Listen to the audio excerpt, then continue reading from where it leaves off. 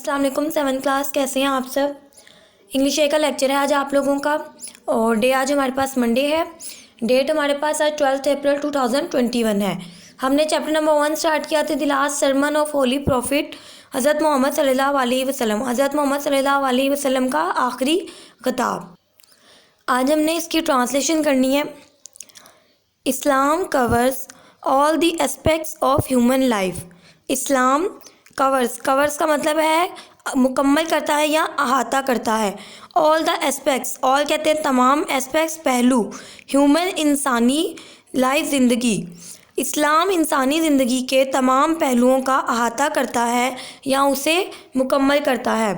It is not only a religion but also a complete code of life.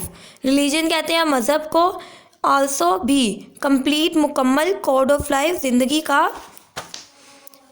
کیا ہے، ایک مکمل ضابطۂ حیات ہے.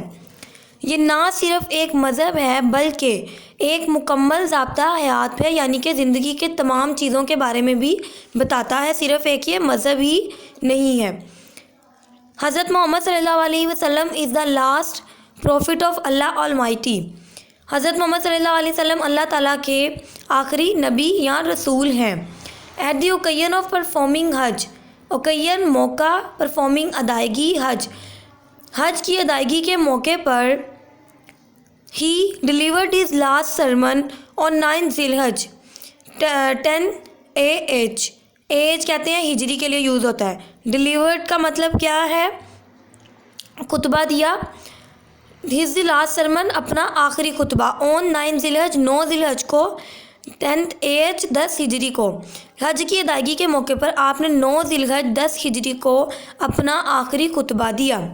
He addressed more than 100,000 companions and advised them to devote their lives for the service of Islam. Address کیا، خطاب کیا، more than 100، 1,00,000 سے زیادہ ساتھیوں سے، کمپینین صحابہ یا ساتھیوں سے ایڈوائز نصیحت کی، ڈیووٹ وقف کر دیں، لائف زندگیاں، سروس آف اسلام، اسلام کی خدمت کے لیے. آپ نے 1,00,000 سے زیادہ صحابہ سے خطاب فرمایا اور ان کو نصیحت فرمائی کہ وہ اپنی زندگیاں اسلام کی خدمت کے لیے وقف کر دیں.